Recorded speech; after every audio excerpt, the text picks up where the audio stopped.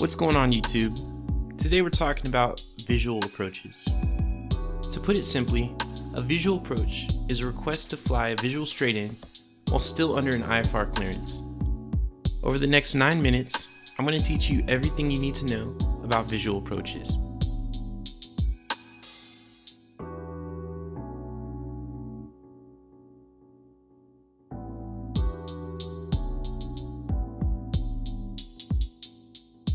A visual approach is an IFR procedure conducted in VMC and clear of clouds to the airport.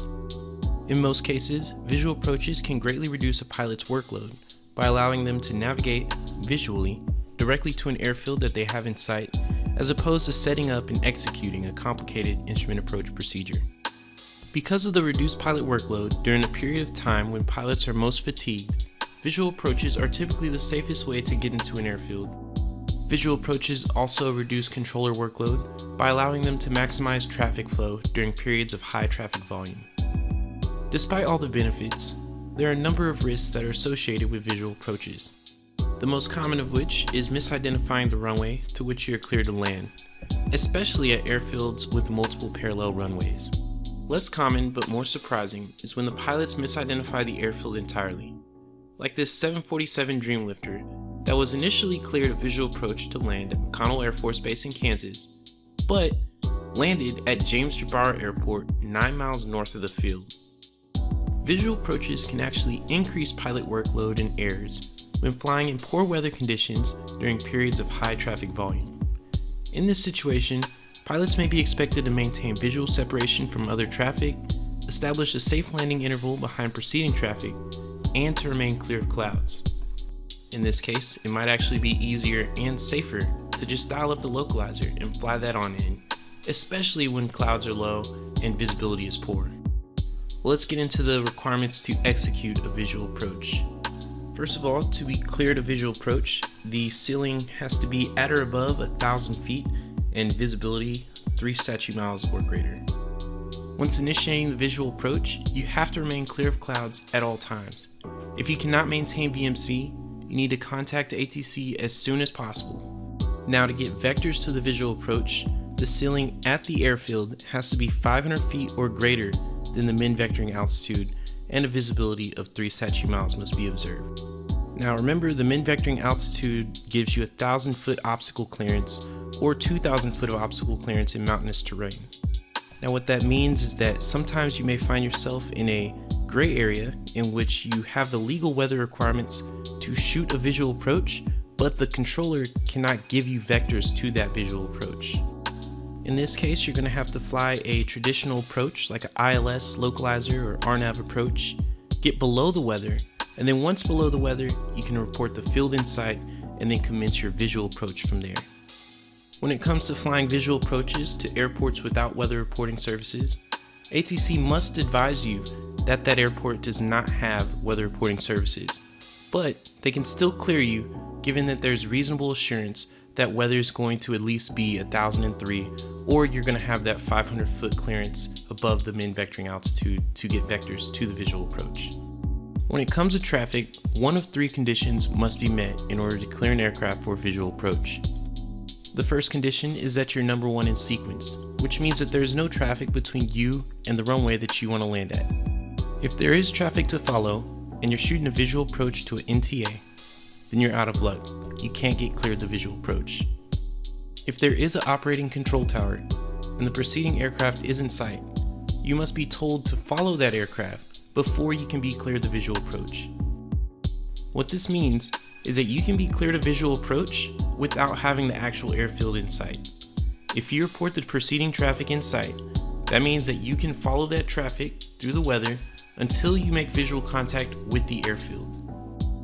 The third case is that there's an operating control tower, the pilot has the airport or the runway in sight, but not the preceding aircraft. In this case, you can be cleared the visual approach, but radar separation must be maintained until visual separation can be guaranteed. Once cleared the visual approach, if at any point in time you declare that you're visual with the preceding traffic, you then assume responsibility to deconflict with that traffic. If any one of these 3 cases are satisfied with respect to traffic, you're legal to be cleared a visual approach. Once cleared the visual approach, the controller is responsible for giving you a couple bits of information. First of all, they'll inform you if there's any kind of caution for wake turbulence following a heavy or super heavy aircraft. Next, they will inform you of your position relative to the field prior to telling you to contact tower. And finally, in instances where airports are located in close proximity, they'll provide the location of the airport that may cause confusion. One thing to note is that after initiating a visual approach, the aircraft commander assumes responsibility to remain clear of obstacles. Some things to be aware of is that when instructed to change the advisory frequency, radar services will automatically be terminated. In addition to that, is that there may be other traffic in the traffic pattern, and landing sequence may differ from the traffic sequence assigned by approach control. The final thing to know is that there is no missed approach segment for a visual approach. What this means is that at controlled airfields, if you have to execute a go-around, the tower should give instructions to allow you to circle back and execute another attempt at landing. At uncontrolled airports, however, aircraft are expected to remain clear of clouds and complete landing as soon as possible.